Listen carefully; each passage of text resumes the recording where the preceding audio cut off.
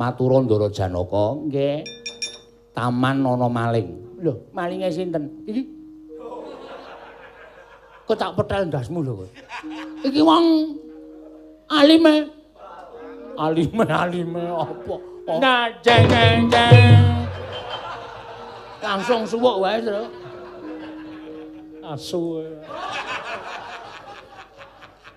Ndase kakange didupaki. Ayo minggir, jaluk dalan, minggir. Paman Haryo Sengguni. Nuwun wonten timbalan ing ngadhawa paduka nggih anak Prabu. Mugi kasekecatmu anggen jengandika lenggah wonten ing Praja Ngastina. Madyaning Daturaya titik lenggan sakmangke Paman Plasa Jenar. Kula non nggih anak Prabu sampun boten kirang prayogi pisowanipun ing abdi ing kepatihan. Bawa Durna. Kakang Prabu Karna ing Awangga. Mugi kasekecatmu anggen jengandika lenggah Bapa Penemban Durna tuwin Kakang Prabu ing Awangga. Oh inggih nggih sampun boten kirang prayogi pisowanipun ingkang Bapa ing Sokalima. Ih, Yayi. Sampun boten kirang sekeca anggen kula ngabiyantara ngersa paduka Yayi Prabu Ngastina. Sampun andadosaken jibak raos ing penggalih. Tuwin bingung penggalipun para sepuh. Dinten sakmangke menika kula ngawontenaken pasiwakan ingkang beneh kelan adat ingkang sampun. Nyawa-nyawa jimat kula nggih sesembahan kula. Wonten ing Madyapada prapting delahan. Sampun malih katimbalaning Wancirina nadyan kakersakaken ing Wanciratri ingkang bapa namung sendika ndederek. Namung mastuti dhateng Sabdatama paduka anak Prabu ing Ngastina. Semantun iki ingkang bapa ing Sokalima nggih. Tadah wadana dene sakmangke rumaos kula tuwa tandha pitaken. Sabab menapa dene paduka anak Prabu ngawontenaken pasiwakan ingkang beneh lan adat ingkang sampun. Nanging sareng wonten wiyos sing pangandika paduka ing kados mekaten, tumunten namung pasrah bongkokan dhateng ngersa paduka. Sumangga anggenipun badhe anjenengi bor dhateng kawontenanipun ingkang bapa ing Sokalima. Yayi. Upami wonten salebetipun penggalih paduka Yayi Prabu menika badhe wonten pangandikan ingkang kawedaling lisan tumunten ingkang raka ing Awangga nedya ngangunaken jangga nilaken Karna. Menapa negari Ngastina kedatengan mengsah ing nedyanjung keng kawibawan paduka upami mekaten sampun ngantos paduka mandhap saking dampar ngumrembyahaken asta jumangkahaken suku ingkang raka ing Awangga sagah dados tabuk tawuring aprang kinarya cagak tuwak ing kalendran paduka Yayi Prabu ing Ngastina Yayi Prabu Duryudana handrah ingkang Puspitarum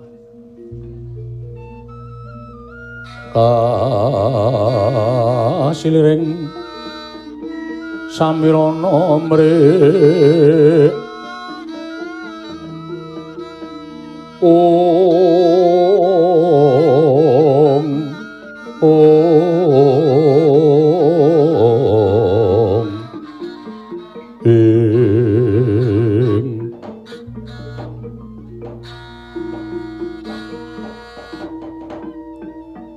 Paman Plasa Jenar wonten timbalan anak Prabu wonten ing madyaning pasiwakan dinten samangke kula mboten badhe ngrembak perkawis negari duwen kanalindran namung kula ngrembak perkawis wayah sampeyan anak kula pun Lesmana Mandra Kumara anggenipun tansah hambebundheti dhateng astanipun ingkang putra Ngastina piyambakipun gandrung-gandrung kapirangu kepingin sanget saged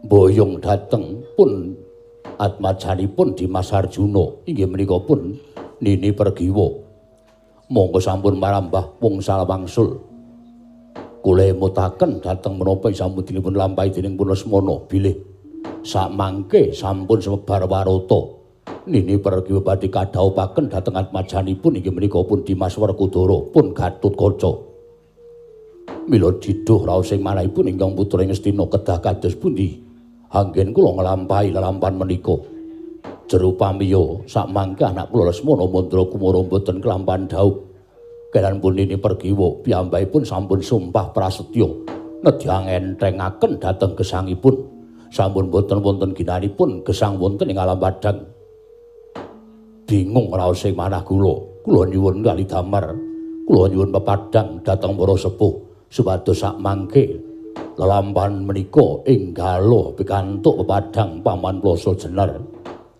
nyawa-nyawa jimat kula nggih menapa ing sampun paduka ngendikaken menika kepara saestu.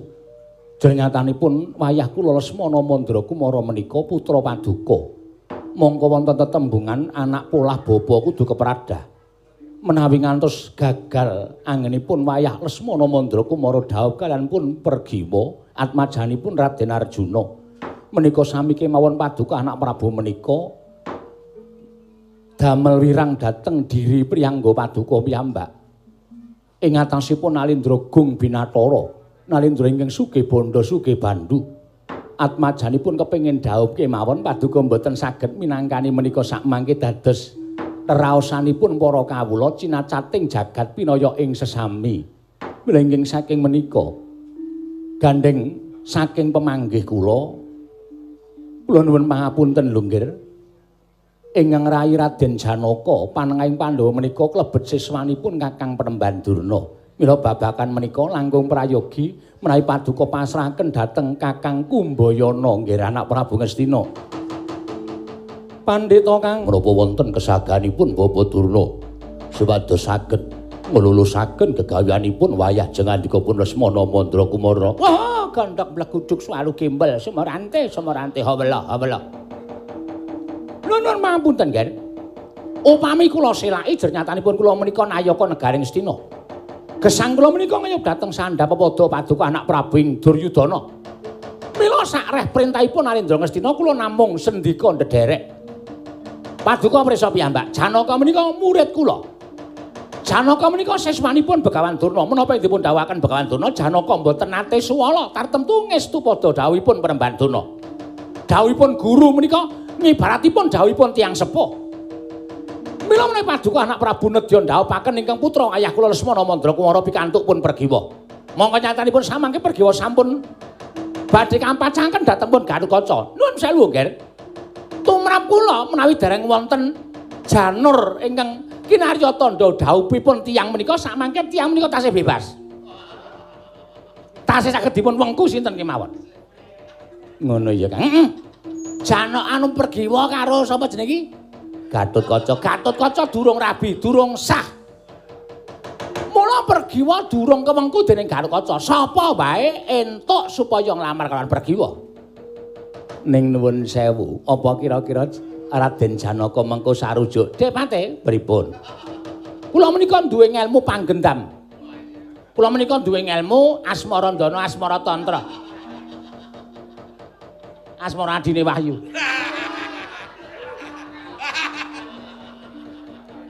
Penggemare Tatin. Malah tekan dindi. Niku kula duwe, ngaten? Kula duwe ngelmu iso malik tingale wong. Niku jenenge ngelmu kulho balik. Nggih. Janaka kula tamani ngelmu pamalik ing paningaling Janaka tertentu Janaka lali karo Si Werkudara sing dieling-eling mung anak Prabu Duryudana. Tur mesti Janaka bakal menehake atmajane Si Arjuna inggih menika punini pergiwa pikantuk Lesmana Mandra Kumara. Pun gampil ampun kuwatir. Kula kulina nek ming kaya ngoten iku kulina. Kula sebul ping 3 Janaka ora malik paningale aja dundang Begawan Durna. Sedaya sampun ngantos kandhek wonten ing pangucap nang kababar dados pakarti. Oh nggih, ngestaken dawuh. Pamalario wonten timbalan. Babar pisan anak kula Lesmana Mandra Kumara dipun kanthi sowan dhateng Madukara. Menawi ngantos samangke Bapa Penemban Durna menika mboten wonten kasunyatanipun anggenipun ngandhar-andhar ngendukur paring dawuh dhateng putra ing Astina. Kula mboten kepengin Ngastina menika wonten pandhita ingkang mencla-mencle kaya banyu tumemang godhong sente. Godhong sente iki apa, Pak? Banyu tumemang godhong lompong nika lho iso mrana, iso mrene, iso mrana. Oh, nggih mboten nggih. Kula sampun kula mboten badhe mriki.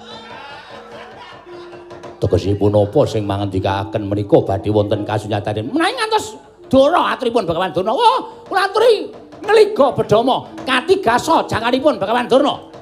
Bidal panjenengan benjang menapa dinten menika kula nyuwun pamit. Lampah kula aturi ngodol para sata Kurawa sisan putu kula Lesmana Mandra Kumara dipun dandosi cara pinanganten. Menawi mangke kula sampun sowan wonten negari utawi kasatyan Madukara, Janaka mboten badhe selak tertutu maringaken anakipun inggih menika pergiwa dhaup kaliyan putu kula Lesmana Mandra Kumara. Bapa Durna ingkang atos-atos.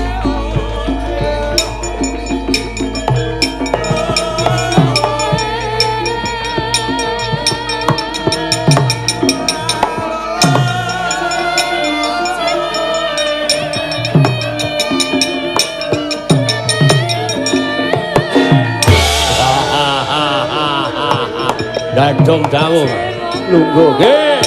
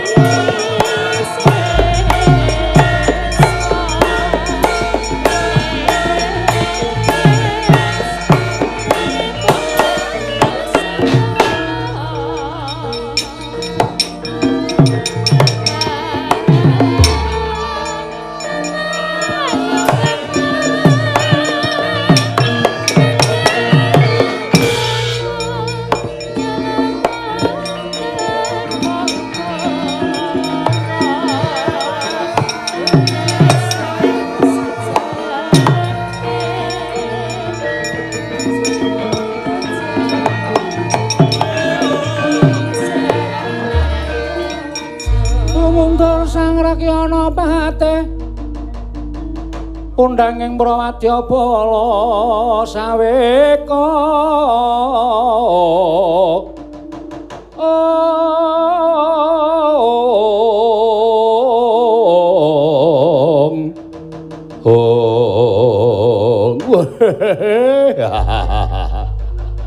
ngawe Kurawa wae Kaputra Dursasana nyadong dawuh enten napa Paman Kartomar Cemadung dawuh Paman kula pun Surtaji Cemadung dawuh Paman Swatama Cemadung dawuh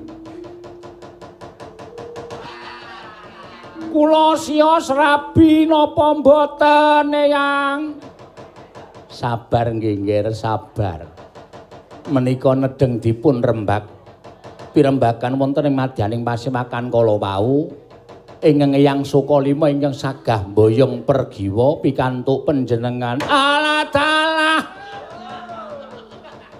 bungah kan tanpa sepret upama marem raos sing manah kula mergi kula wis ora kuat mripat kula pun gawang-gawang pasuryane pergiwa nggih sumpah prasetyaning manah kula nek kula ora klakon dhaup karo pergiwa aluwung kula urip terus sumpah kok kaya ngono celuk gagas anakku Lesmana durung lakon labi wis nganggo jarik manten mongko kuluke kuluk manten wah keris papat dienggo kabeh sandale selen sing siji dae matu sing siji lili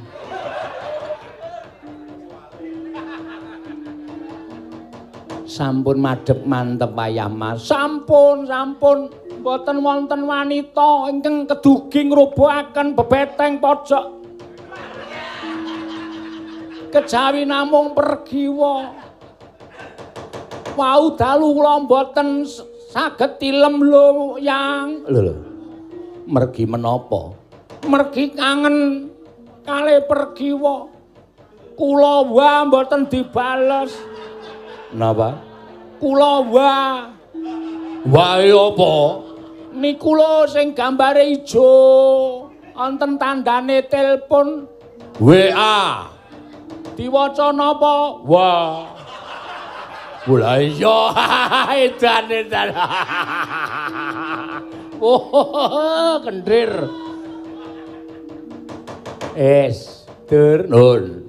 Cawisna jempana joli jolan. Pamboyonging temanten putri. Lho. Lah pergiwane aja didhawuh karo Gatotkaca kok. Senengane ngrusak wong bebayan. Niku mboten apik. Lesmana niku mung dhelike mawon. Kon golek liyane. jagat niki digelar ora mung sak godhong kelor.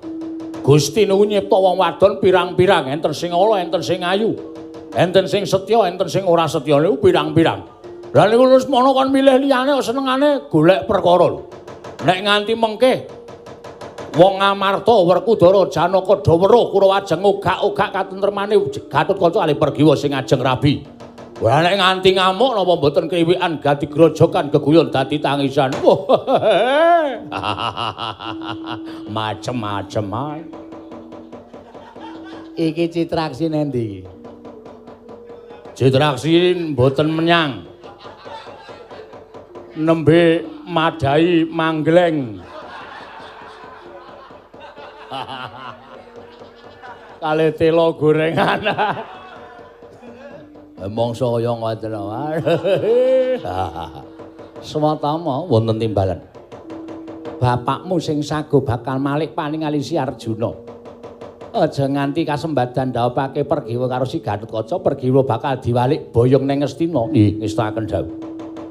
Budalna minangka cucuke ngajurit dina samengko bodolan para sata Kurawa ngestaken dawuh. Budalan manyang. Heeh. Edyan kula joget reok.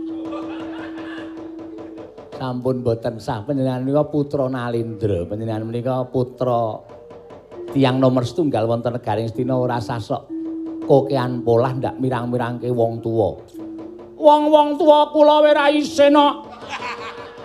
Sampeyan isin. Kula sing nglakoni ya ora isin. Kula niku nek joget-joget ngoten nika men kringete metu meningkatkan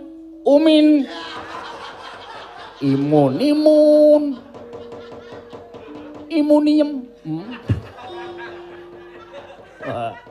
Imunium iki apa? Wis watama mangkat to dina iki. Lho niki ngestaken dawuh nyuwun pamit madhal pasilan sing ati-ati aja kaya bocah cilik.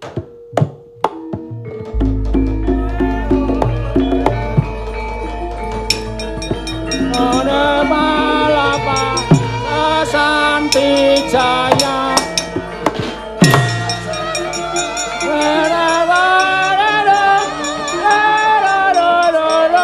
Pripun iki kok wis nengke wae. Tunggal cipta sedya nagara. Ayo. Ah, dadi srebek malah.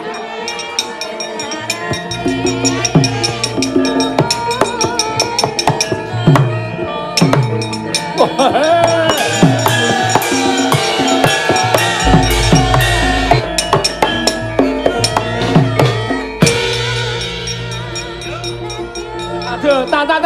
Je.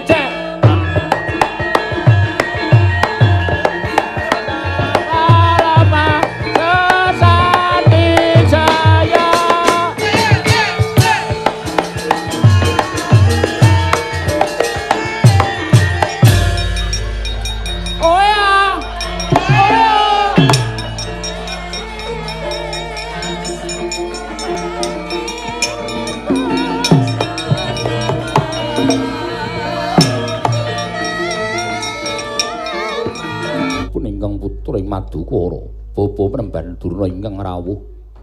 Kula ngaturaken bekti kula kunjuk Penemban. Oh ya Janaka, tak tampa cah bagus. Lan pangestune wong tuwa tampanana ya kulup Permadi. Kula pundi nggo jimat paripih dayanana ing kasantosan. Eyang kula ngaturaken bekti kula kunjuk Eyang. Abimanyu tak tampa. Oh bareng saya gedhe. Ora geseh karo Janaka ya ternyatane kowe iki banyune si Arjuna. Mula ora aneh yen to jebles pasuryanmu karo wong atuwamu. Inggih Kanjeng Eyang, pangestuku tampanana ya putu. Kula pundi nggo jimat paripih dayanana ing kasantosan. Paman Sengguni katuran karaharjan inggih nggih wilujeng nering sambikala. Bapa Penemban, akarya kagiat raos sing manah kula. Wonten menapa dene rawuh paduka mboten cecala ingkang saderengipun Bapa Penemban. Nah, iki ngene ya Janaka. Tekaku ana ing kasatyan Madukara iki ingkang sepisan tilik marang yuwanane anak putuku sing mapan ana ing Madukara. Syukur dene kowe tansah manggiya karaharjan. Dene ndungkap angka 2, praptaku ning Madukara iki mung kepengin nanjihake pawarta ingkang sumebar. Ingkang wis warata ngebaki jagat apa pancen kepara nyata?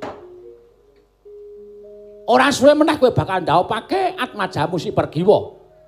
Antuk kelawan si Gatotkaca, anake si Werkudara. Kabar kabeh mau apa kepanjen kepara nyata Janaka? Inggih Bapa Penemban. Apan mekaten ingkang kelampah, kula sampun kencan semayan kalian Kakang Mas Jodiwati. Njodokaken anak kula kalian pun atmajanipun Kang Mas Jodiwati inggih menika pun anak kula Gatotkaca. Oh, dadi kabar mau pancen kepara nyata. Inggih mekaten. Wonten menapa Bapa Penemban? Lho, ora apa-apa, ora apa-apa. Sing jeneng wong tuwa kaya aku iki ming anane ming mengestoni.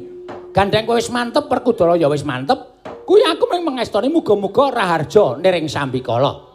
Mung ya ngono ya Janaka. Aku tak urun-urun rembug jenenge wong tuwamu aja nganti dikira wong tuwa kuwi ora tutur-tutur kelawan kowe. Inggih babagan menapa Bapa Penemban? Ujare ngila-ila padha ngandhakake, para sepuh padha ngendikake, wong kuwi yen isih ana sambung getih aja sok njodhokake kelawan anake supaya dadi siji. Tegese upama kowe iki duwe anak wedok aja tok jodhoke anake Werkudara apa anake Nekula Sedewa lan sak piturute merga kuwi engko bakal entuk sisiku saka pangawasaning Gusti. Sikuning sing gawe urip, adaan sing wis kelakon ya kuwi bocah kuwi mau mesti bakale lair ora wusa lumrah, tegese lair cacat. Julung tungkul apa julung caplok ngono kae. Inggih. Mekaten Bapa Menemban. Kuwi nek percaya dene ora ya iso ora apa-apa. Mergo kabeh mau gumantung madhep-manteping ati. Nek kowe percaya, kabeh mau bakal mbilaeni nanging yen kowe ora percaya ya wis ora apa-apa. Sing angka loro, aku tak urun-urun rembug uga. Mergo petungane wong rabi kuwi tumrap Begawan Durna nganggo tembung Pancasuda ngono kae. Pancasuda menika menapa? Lah, kowe malah durung ngerti ta? Inggih dereng. Mula kowe tak tuturi aja nganti keseluruh dalan sing kleru, aja nganti keseluruh dalan sing ora prayoga. Sing jeneng Pancasuda kuwi ya kuwi dina kelairane manten lanang lan dina kelairane manten wedok pasrane apa dinae apa digunggung. Didadekke siji. Mengko wis dadi siji tumuli disuda 5-5. Mekaten Bapa Menem. Menawi dipun suda 5 menika kantun setunggal utawi siji. Siji kuwi tegese pegat pati. Pegat pati tegesipun tegese bakal dadi randha utawa duda. Nah, sing mati sing lanang apa sing wedok mergo ora kuat. Kuwi nek sisane sisa siji. Menawi tasih loro. Loro kuwi jodoh. Loro jodoh ki tegese ibaratnya kaya dene menggok ya ngemplok, obah ya mamah. Sak paripolahe sarwa kepeneran kuwi wong jodoh. Menawi tirah 3 utawi 3. 3 kuwi wahyu. Wahyu ketegese bakal duwe putra akeh sarta bakal gancar rezekine. Menawi tirahipun 4. 4 kuwi tegese durung anak-anak wis padha tekaning pati. 4 kuwi pegat ngono. Mula saka kuwi saka petungku janjane aku mono arep pengestone ning bareng aku ngerti dina kelairane si Pergiwa karo si Gatotkaca iki mau tak gunggong. Nuwun sewu lho Janaka, ora kok jeneng aku ki meden-medeni karo kowe, aku wis omong karo kowe, nek percaya ya kena, ora ya ora apa-apa. Lah kok jebul tak suda 5-5 dina kelairane anakmu karo dina kelairane si Gatotkaca kuwi kok ming tibane siji apa kelakon bakal dadi duda utawa randha Janaka.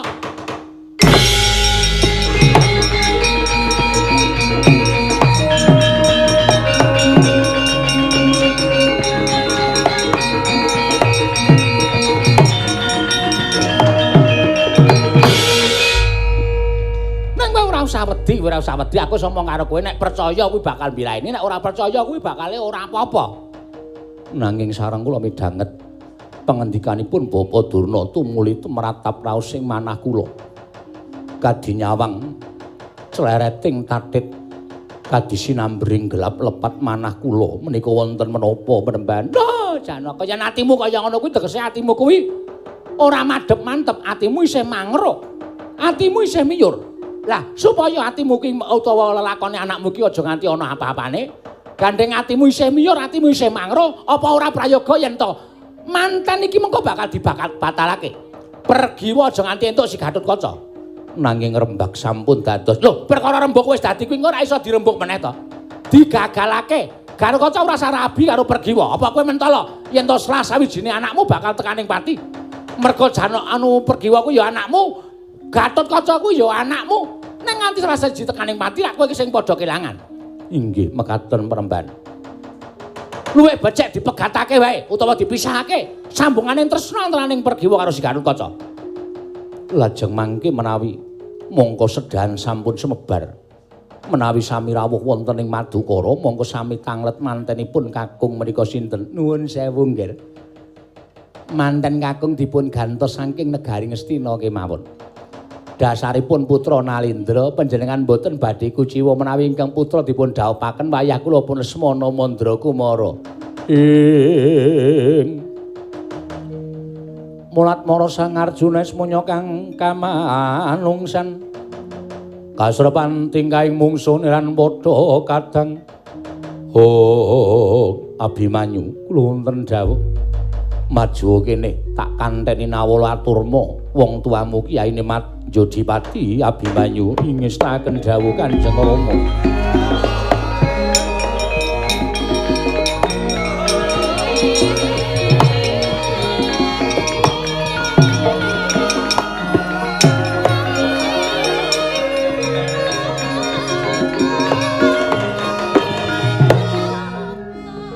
Nawala iki aturna Wakming Jodipati. Inggih. Nanging wanti-wanti aja mbok buka yen nganti ana suweking druwang Nawala. Gulumu sing dadi ijul nok ngestaken dawuh. Keparenga bidal dinten sakmangke sowan Rama Kyai Jodipati sing ati-ati. Sawise Nawala ditampa dening Wakming Jodipati, agan sira bali marang kasatyan Madukara. Nun inggih ngestaken dawuh. Nyuwun pamit tambahi pangestu sing ati-ati nggih anakku bocah bagus.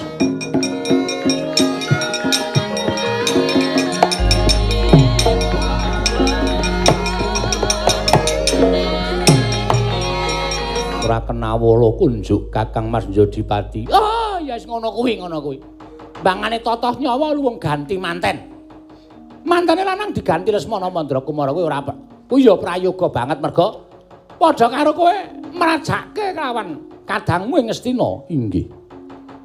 Lajeng sakmangke anak kula Lesmana wonten pundi? Penemban bapa penemban. Iki lagi adus. Merga Lesmana ki ana sesasi iki ora adus. Glumut luwuk. Engko ndak ora prayoga. Inggih ngestaken. Mengko bakal tak larapake ana ing ngersamu ya, Nger. Janaka ngestaken dawuh. Monggo bapa menemban menapa mboten langkung prayogi sawetawis sumeni wonten kasatan Madukara. Dik Pate, pripun? Kurawa dikandhani ora ting Jlempah. Nggih. Niki tenggene anak kula Janaka. Nggon sing kebak pernatan, nggon sing ana aturane, ora sak karepe dhewe. Nggih. Dursasana ling guyu kok nyuda. Nggih. Mbane tak brangus cangkeme. Nggih. Ae apa? Nggih ngestaken dawuh. Kurawa niku nek nenggone wong sak penake dhewe ora. Ora njaluki. Oh nggih. Sing dindelke ming akhir bulan. Anggere njaluki rokok.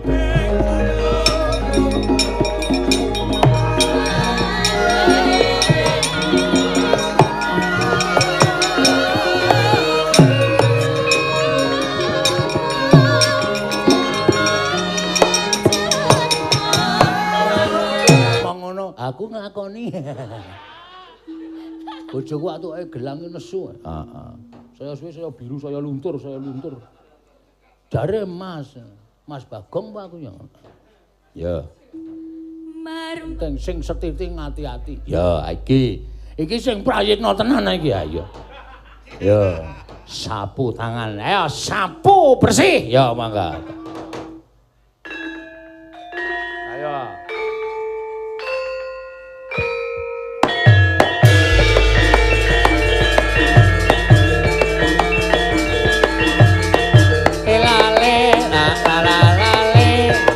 Aja sok ngino. Iki disimpen nang kene. Maksude ndase ditulisi ora.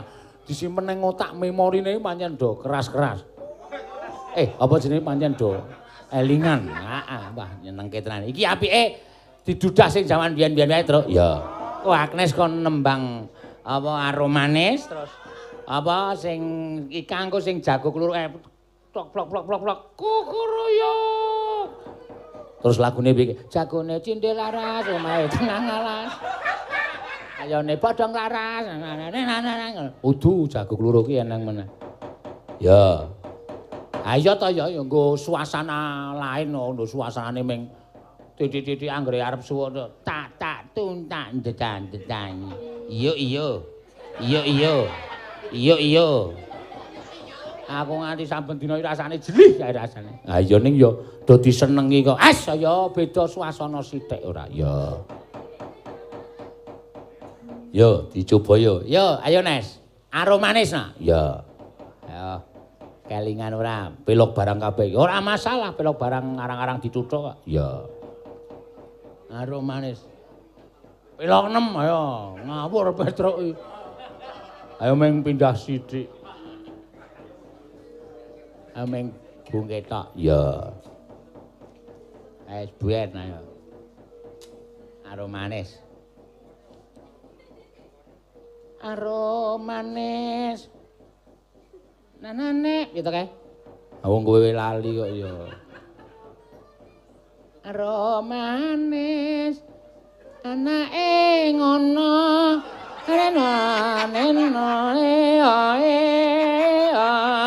Ana kuwi srebek songo.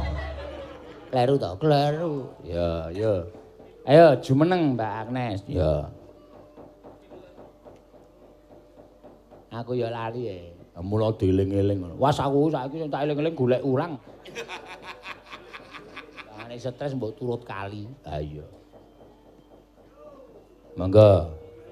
Yo kanca-kanca, rasa nggo bawa ya, Truk? Rasa. Yo diaturke. Yo, Mas.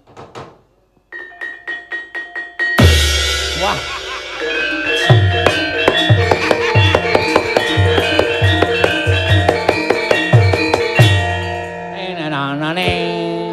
Nanane kurang mau.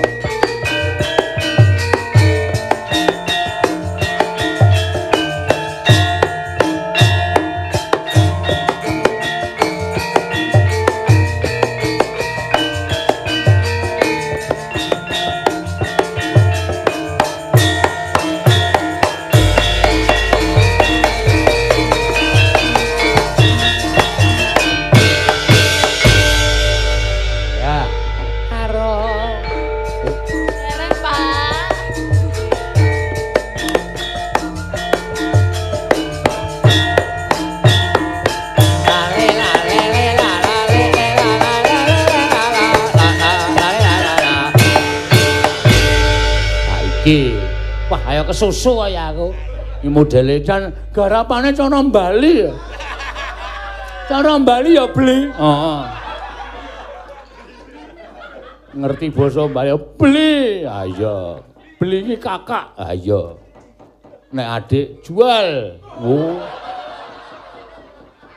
Ora ya. Ayo nek kakak beli, nek adik dijual. Dadi, Bu, ayo. Ayo. Bermula remangus wong yo ngambrengeng.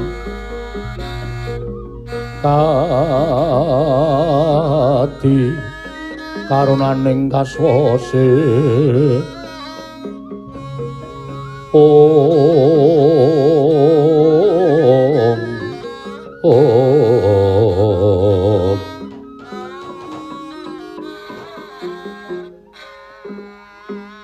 Gawe kaget suwane Abimanyu ning Yodipati. Anakku cah bagus Padhararja sapraptamu. Pangestunipun Rama Kyai. Niring sambi kula sowan kula tebih saking Rubeda, kepareng kula ngaturaken sembah pangabekti kula kunjuk. Yo tak tampa. Ana wigati apa? Sowan apa saka karepmu dhewe apa diutus karo bapakmu? Yen pancen diutus karo bapakmu ana rembug sing kepiye? Mara kangge matura karo wong tuamu Yodipati Abimanyu. Inggih wale-wale menapa Rama Kyai? Sowan kula wonten ngarsa Maduka Kanjeng Rama. Dipun utus dening Kanjeng Rama Madukara supados nyaosaken Nawala. Wondene isining Nawala kapejauna kula boten mangertos. Nanging mugi andadosna ing kawuningan sasampunipun Nawala menika katampi dening Paduka Rama Kyai Yodipati Lilanana ingkang putra pun Abimanyu nyuwun pamit wangsul dhateng Madukara Rama Kyai. Ong Permara remangos wamyung ngambrang ong kadi karunaning kaswase yen aneng marga malala tumiring sang kandha wastrat maja kuwi Gatot ire kata jan Gatot kaca tinon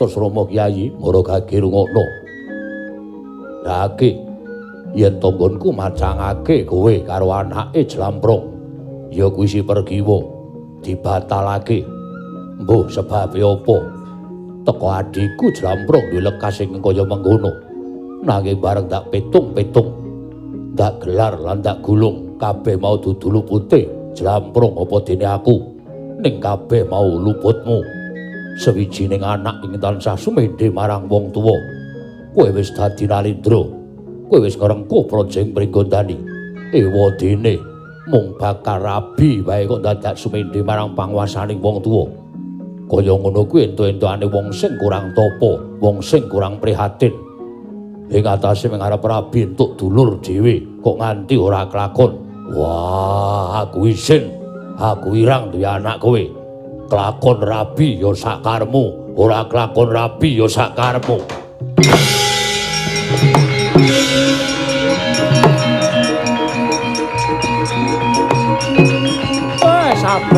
sabar.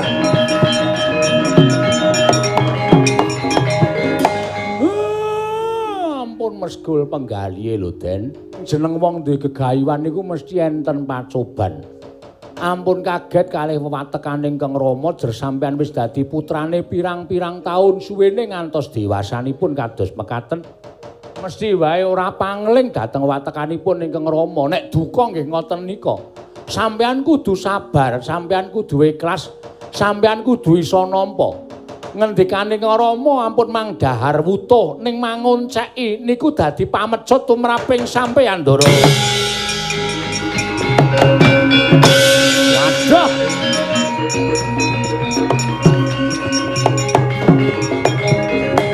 Mak klepat tanpa taliwara ndedel mabur dhuwur banget truk. Iya Reng, mesti kagul. Jelas wong arep rabi. Wis dirancang. Wis dipikir aku malah gagal. Wah, Jlamprong ki, Jlamprong dengkulmu. Jlamprong ki sapa? Sapa ya? Jlamprong ki Ndara Janaka. Ndara Werkudara ki nek nyeluk Ndara Janaka ki Jlamprong kowe ki lali apa piye? Kowe tak kira nek kancane Ndara Werkudara ya. Ngawur ora.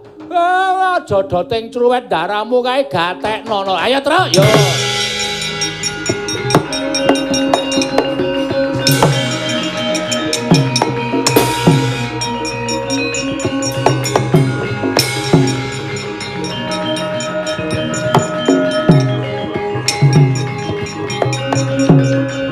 Kata Dyan Gatotkaca Dinon mapakarga suta Tekapira Kresna Parta maneher sakti nira ing ujaran wang-wang jumeneng ngregemeng wonten ing saknginggiling mega malang Sang Gatotkaca nalika semanten suprandene katingal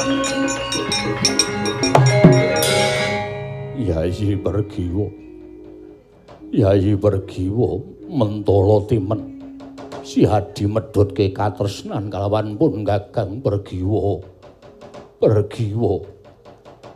pun Kakang ora isa urip kelawan yen to ora semanding karo sira Yayi calon garwaning pun Kakang yen to gagal ngripun Kakang ora isa anyedi kelawan kadangku Yayi Pergiwa luwung boyo tak entrengke patiku oh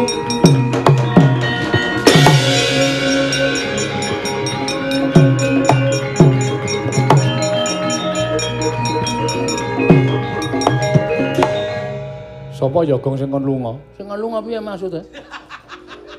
Kowe krungu ora? Krungu apa ta? Ku ya bingung sing kon lunga iki awak dhewe rumangsane. Lho kok pergilah, pergilah. Pergilah dari sini. Pergiwo. Wah, pergilah. Udu pergilah ora. Rumangsane. Minggat. Alek kowe wah kae piye gong ngene gumun aku. Iki awak dhewe apik rasa oke ngomong to. Kok wektune blandang meneh. Engko ra gayeng. Ora diramo ora. Sirah ditatake gunung kok ambrol gununge. Kowe kuno. Ora tau ngerti kasektenku. Aku wis ora mung tak tatapke. Ngono. Dapure lah. Oh.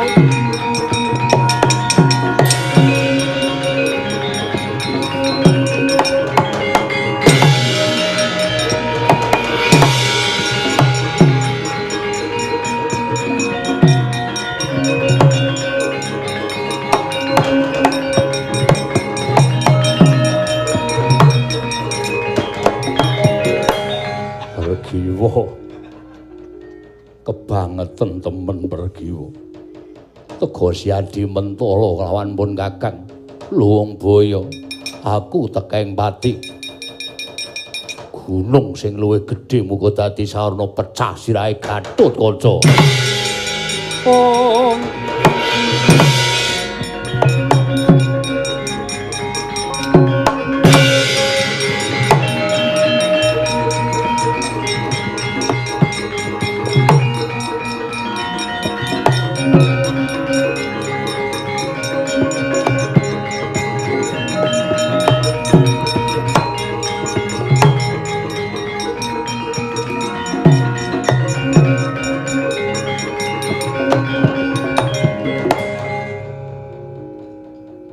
sawang saka kadohan kok wangune lagi giduh atimu Gatotkaca.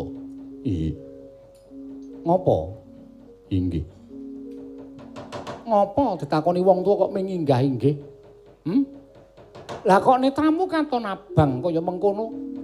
Mongko ning pojoking netramu kaya-kaya lamun ta ora isin kowe wis bakal netesake waspa eneng apa? Oh. Mugi kepareng wangunus pusaka kemawon. Kapejawana Gatotkaca. Lho kok sik to? Kok njaluk mati? Krana menapa ingkang sampun rinantam dening Kanjeng Rama tuwin Kanjeng Paman Madukara. Dinten sak mangke gagal. Lho. Gagal piye? Anggen kula badhe mengku garwa Yayi Pergiwa.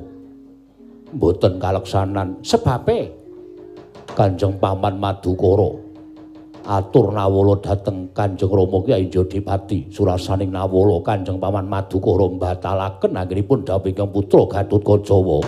Lah dalah.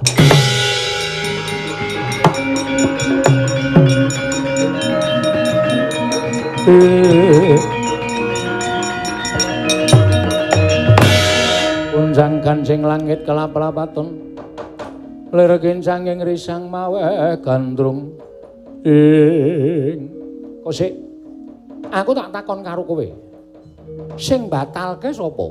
Kanjeng Paman Madukara. Lah saiki ngene sing jeneng wong arep mbangun Bale Wisma wong arep mbangun omah-omah kuwi dudu kok perkara wong tuane nanging sing arep nglakoni apa kira-kira Pergiwa kuwi mbalak ngatresnanmu?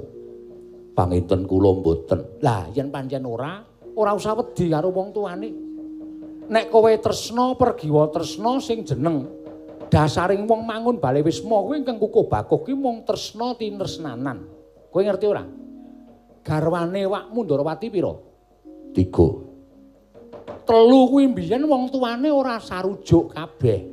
Mula ora aneh yen ana tetembangan Narayana mlebu maling kae pancen tak lakoni tenan. Aku duwe bojo 3 kuwi nggonku nyolong kabeh. Ning termune saiki kabeh atut runtut rukun ora nemen swiji apa. Lah nek sing ora carujuk wong tuane nek bocahe gelem dirabi, lah nek cara aku tak colong.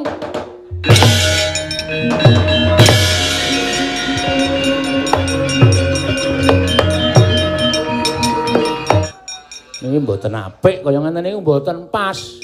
Lah ora pas sebabe apa? Wong tuane ora entuk kok panjenengan dawuh Ndara Werkudara colong. Lah Ndara Ndara Werkudara Ndara karo kaca. Modar ora iki nek ngantuk turu wae. Iki wis ora nggo gara-gara ora apa-apa mangirin to. Ndara karo kaca kok mang dawuh Ndara Pergiwa niku nalare pripun? Wis to Petruk iki eneng aku. Iki kok ini. Nek ngantuk sare ndasmu kuwi.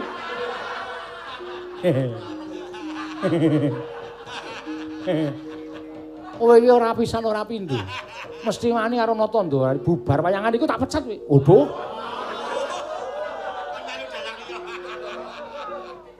Wah, lah Cilaka ampun kejem-kejem wis meneng kok. Mengko aku sing tanggung jawab. Nek wong tuane ora trima, wong tuane sisan aku sing tanggung jawab. Oh, nderek mawon nek ngoten.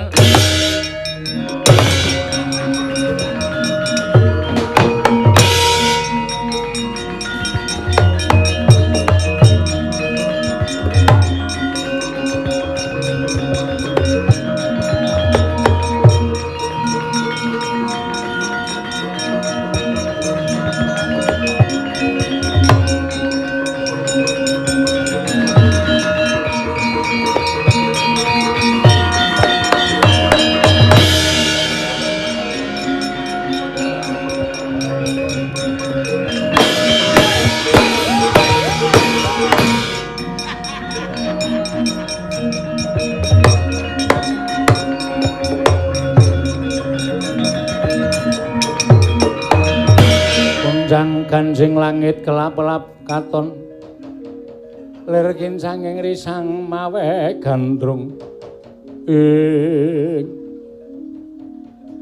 diantu-antu bareng wis rawuh kok ora gelem jagongi adosi Mas Kaca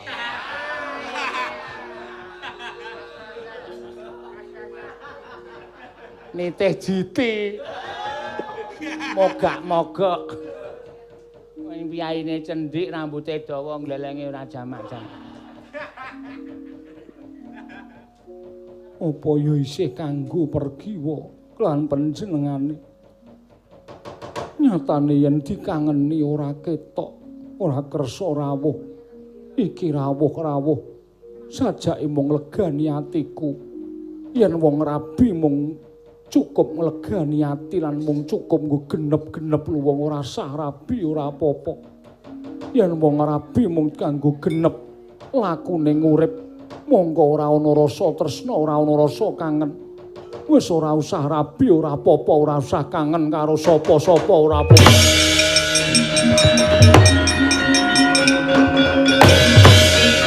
Ah, nesu Mas Kaca. Madhep merana melintir brengas. Pergiwa, aku ngerti yen pancen tekaku ana papan kene ora mbok karepake. Merga sajake Kanjeng Paman Madukara wis duwe jodho ingkang luwih prayoga tumraping kowe. Pergiwa, nek kowe ngerti aku tau tate janji karo kowe sebaya mukti sebaya mati. Kowe tau tate janji karo aku. Luwung baya tekaning pati ora entuk Gatotkaca, ora ngladeni karo Gatotkaca. Ning kabeh janji mau bubar. Mbuh menyang endi parane? Kabeh wis ora nyekeli karo janji siji lan sijine. Gunane apa Gatotkaca mapan ana ing Taman Madukara? Aku njaluk pamit. Aku njaluk pamit budalku iki mung bakal golek dalaning pati aja mbok tangisi bangkene Gatotkaca.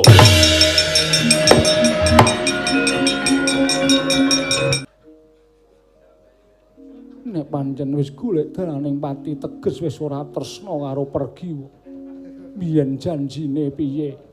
Janjine piye? Mana sebrene ora maro bae.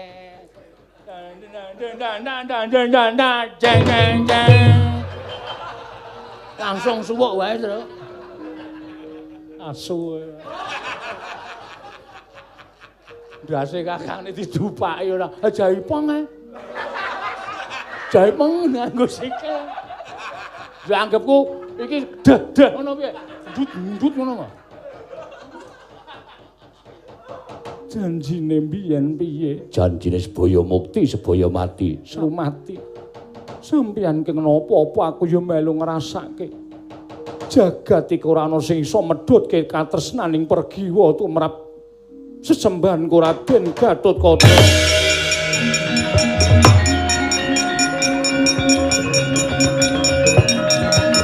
Ayo, arep. Yuk mancik meja barang. Arep mengindik ora. Wong gerang tuwa ora. Mbane mana ndi? Ban. Lah Mas Petro. Heeh. Nek teko kene. Enten apa? Matura Ndara Janaka, nggih. Taman ana maling. Lho, malinge sinten? Iki. Kok tak petel ndasmu lho kowe. Iki wong alime. Alime apa? Ana wong alim. Malinge nggih Ndara Pergiwa. Matur Raden Janaka. Heeh, wis galis, cekat-cekat. Nggih, ngestaken jawab. Yo Gong, ben geger yo.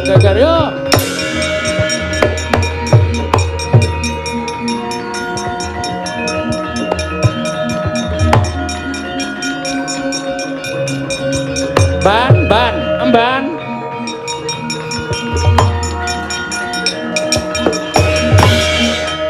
Pomban bengok-bengok. Kula niku madosi awak kula dhewe. Kok arep ditokke kok malah dicekeli. Sayang iye karo aku. Ono apa enten maling aguna? Maling aguna mlebu Taman Madukara. Nggih Bang ingkang putra Ndara Pergiwa. Gugu aku iki.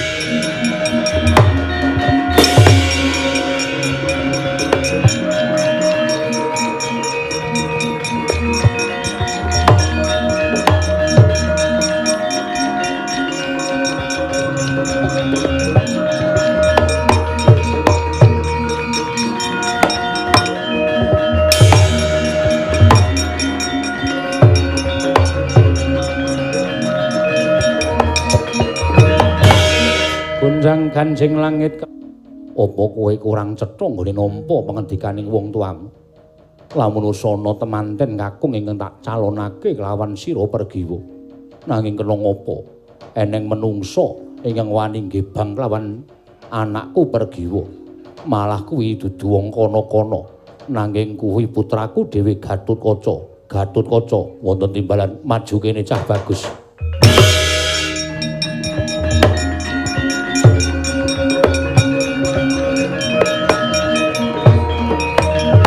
Ora tau diwulang karo gerangamu. Apa kaya ngono jiwaning satriya? Apa kaya ngono pambeganing satriya? Ora ngira yen to turasing Pandhawa ana wujuding bocah ingkang epeh gedhoane. Ingkang asor derajate ing atase jiwaning satriya kowe liwat mburi ora wani metu ngarep. Kowe nyolong putrane Janaka. Monggo wis tak gagalake nggone dhaup karo putraku ora duwe isin. Ayo kowe ngejak apa tak ladeni.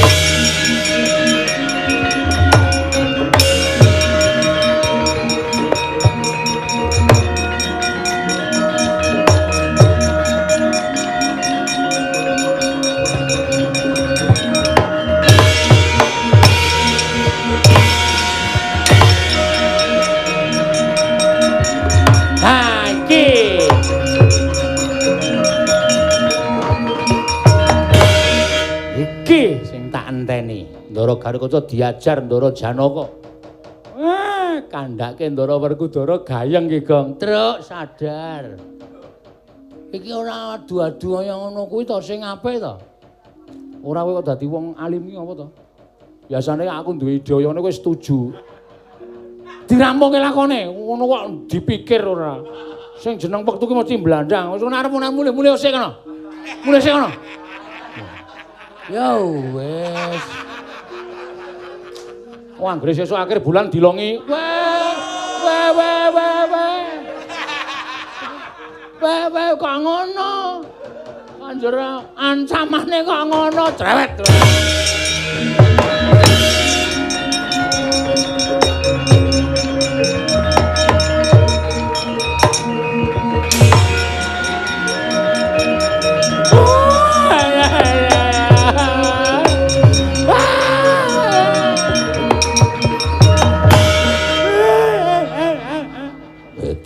Nggih.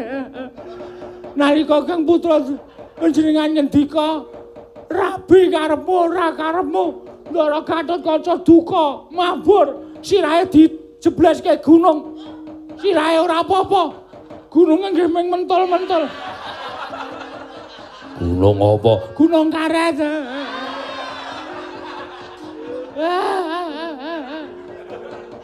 Terus Ndara Gatotkaca mlebet teng taman keputren Kasatriyan Madukara nyolong Kang Rayi Ndara pergi wae. Sing ora prayoga ning tumrapaku ya nuruti ati tak anggep Gatotkaca jiwaning satriya. Ndara Gatotkaca nyolong niku. Ya men. Ben upama arep rabi ben diragati dhewe, men dilakoni dhewe. Kaya ngono kuwi sing tak karepake anak ngenggoni opor bebek. Wah, lele kula nggih gelem. Opor bebek mentas awake dhewek. Ya aja kaya kowe. Awake dhewe kepriwe? Mbak pecah dasmu. Nek ra seneng rasa guyu, seneng kok guyu apa? Ora seneng kok guyu. Wah, terus piye? Ndara Janaka presa. Gatotkaca Wong kang kaya kowe nyoh tampanono. ditampani ora karo Gatotkaca. Maksude iki ditonyo ora dikai wah.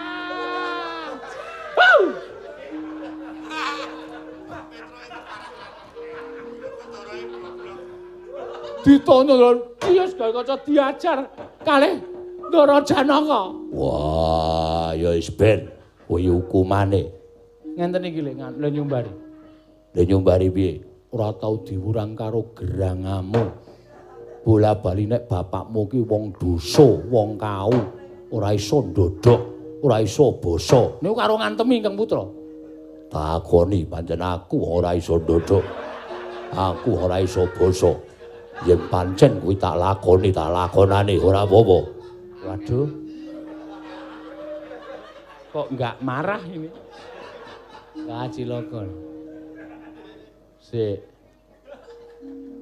Ning sing marahi kula lara ati. Werkudara bapakmu kae ora tau iso nuturi bab tata krama. Ora iso nuturi bab kabecikan. Kang Putra semaur sebabe apa menapa Kanjeng Paman sawangen Ana jempole dislempitke ning driji bendina. Kae rak saru to ngono kae.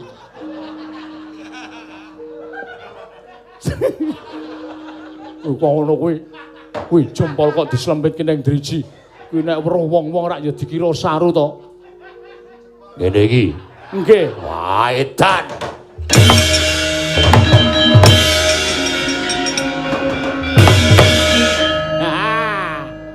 Agene mung perkara ngene.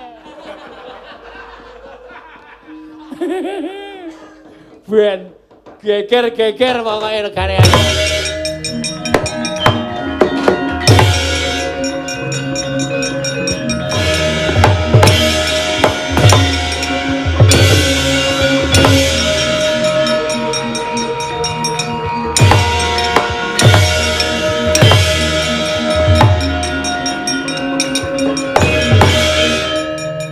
Ngece karo aku sakarmu.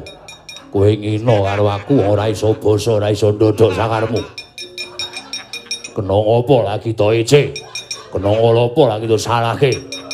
Iki ora perkara nggon tata krama ning mergo jempolku duwe kuku. Engko tak tresepke ning tengah-tengah driji. Kota anggap iki ora sopan. Kok anggap iki ora. Ayo Munia, Werkudara, aja edan kowe iki adimu lho Werkudara.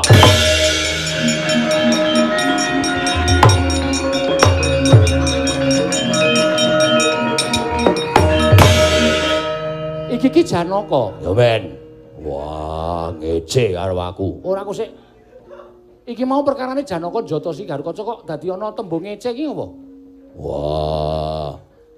Aku kuwi ngakoni wong ora iso basa, ngakoni wong ora iso ndodhok. Ning opo member lagi saiki ngino, tanganku drijine jare jempole dilebokke ning driji. Kuwi Sasmita sing saru. Ora Janaka kowe iki muni ngono ora? Mboten Koko Prabu. Lho kok sik. Sing muni ngono sapa? Sing madul karo kowe sapa? Petruk. Bagong Petruk nendi? Ning ngepit bablas ya. Aku mulai saya, Gong. Lah kae pite sapa? Duka waton jupuk. Petruk. Petruk. Halo. Truk, timbali ndara kuwalat kowe nek ora mara. Rene, nggih. Rene, nggih. Lho edan-edan iki ora ditabrake ngene iki. Ratu ditabrak pitu.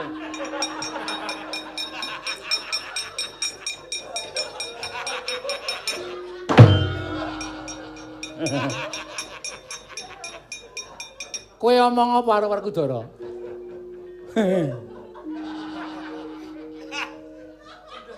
Apa? Ala kula wadul Ndara Werkudara mboten kodal. Mboten keguh penggalihe. Kang Putra diajar Ndara Janaka. Ya men. Sampeyan dunake wong ora tata krama. Ya men. Lah terus gawe cara. Niki nun sewu tangane Ndara Werkudara niki saru to niki ngenten niki. Kowe sing ngomong sapa? Mboten nonton. Janaka muni ngono ora? Mboten. Lah tegese kuwi gaweamu. Heeh. Anu iya. Anu nggih. Werkudara saiki piye? Madhep rene. Gong, salam terakhir ya, Le. Lagune Fudu.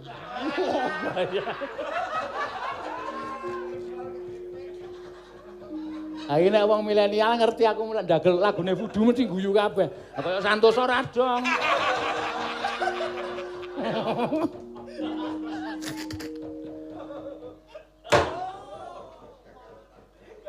Ngapunten. Sesone ora iki ora saru. Nek iki sasmita. Ana tegese ora waton ngucap. Ya, aduh, mau.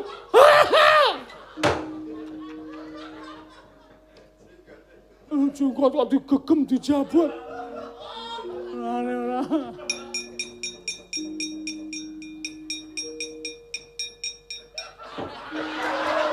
Wah. Pancen Petruk ponokawan saiki saya kurang ajar karo Bendara iki. Yo. Janaka Wonten paring ajar.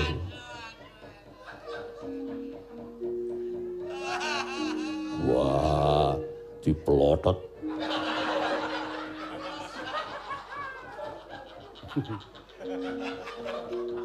Aku bar demek parfum, Gong. Heeh.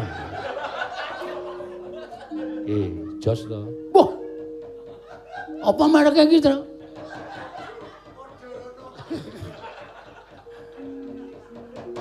Ora becik, aku tak takon karo kowe.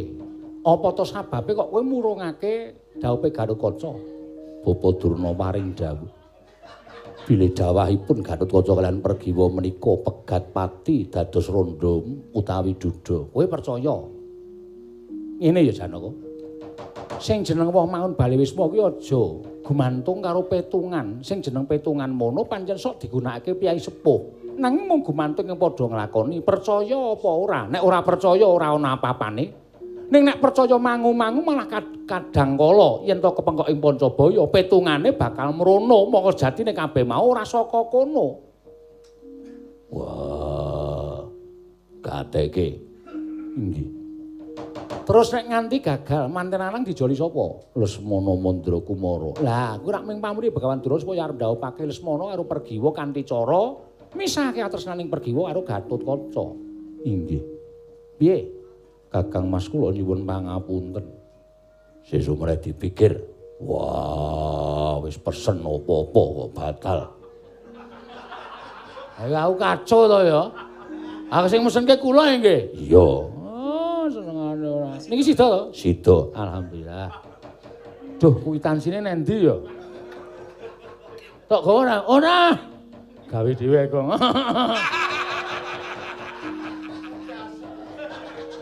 Pasrah kok Petruk dibati wis separo. Ya wis ben nggo nguripi wong kere. Ben ra apa-apa, sing penting hasil. Nek apa-apa ora masalah, sing penting masuk ngono. Karo kaca timbal ana emirne Arjuna nyestaken dawuh ora.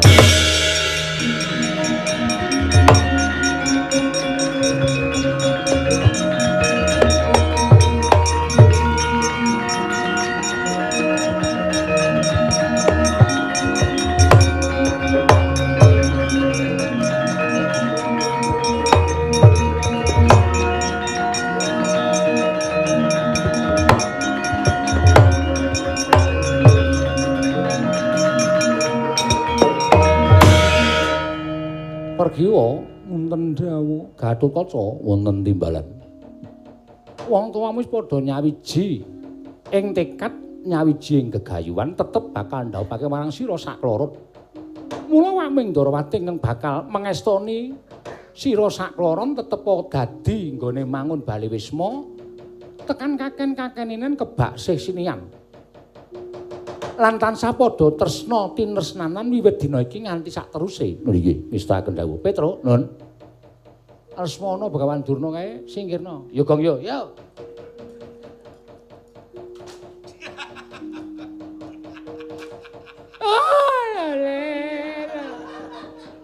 Pripun, Mbah? Ha piye Petruk? Janaka menyang endi? Sampeyan rasa reka-reka. Niki Ndara Janaka wis ndhawuhke Kang Putra Ndara Pergiwa pikantuk Ndara Garukaca pun disedoni are Ndara Werkudara. Lah pripun? Aduh. Kenang apa putu Konggel?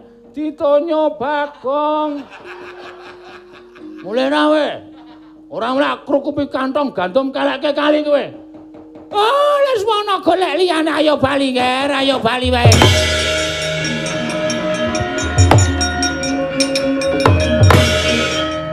Iki teknik wayang Climen iki ngene iki.